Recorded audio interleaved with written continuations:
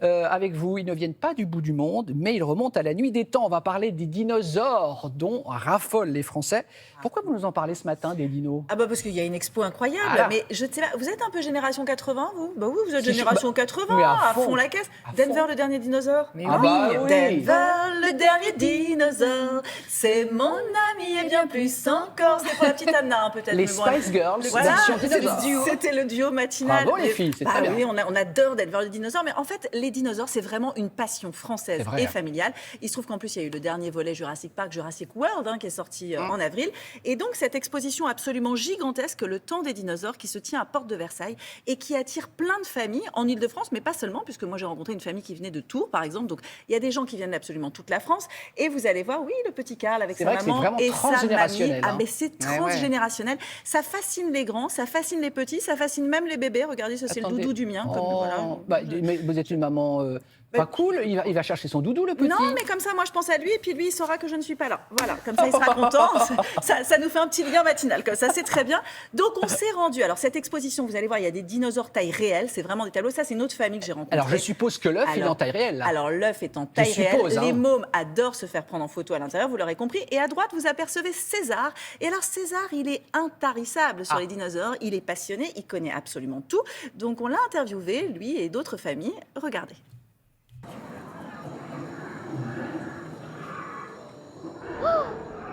Il est extraordinaire, hein? Oui, je l'ai déjà vu tout à l'heure. Ah oui, c'était les grands dinosaures volants, comme dans Jurassic Park.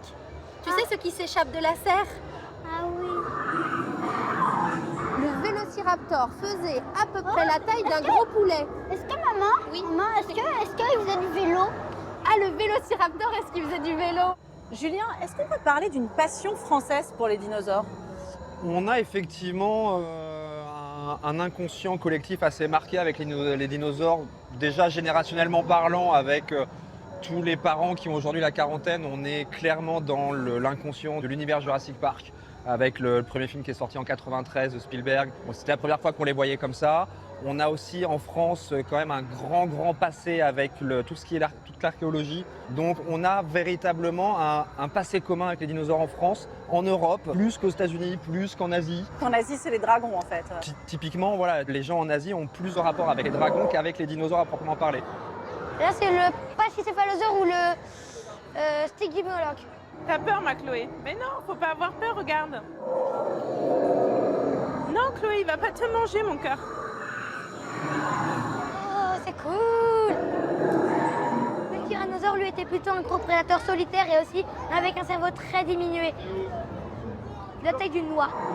Jurassic Park, il dit qu'il pouvait courir jusqu'à 40 km/h, mais en vérité, soit il ne pouvait pas courir, soit il pouvait aller jusqu'à 17 km/h, ce qui est quand même déjà assez rapide pour nous. Mais bon, pas contrairement à l'homme le plus rapide du monde, mais assez rapide pour nous. Donc, par exemple, si vous courez à moins de 17 km/h, ben, vous mourrez. C'est un moment partagé en famille, hein, donc on prend. À nos week-ends, on essaye effectivement de se regrouper. Et puis, c'était l'occasion de venir en fait à une exposition qui parle aux enfants en fait, quotidiennement. Le dinosaure, ça fait toujours rêver. On en a plein les yeux. On habite en Touraine, dans le 37. Donc voilà, c'était toute une aventure de venir voir les dinosaures à Paris. Karl, c'est un grand fan de dinosaures. À la maison, il adore jouer à la chasse aux dinosaures. Qu'est-ce que tu as aimé à l'exposition?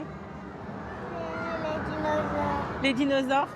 Bah, c'est le fin mot. Hein. Bye! Au revoir. Au revoir et merci.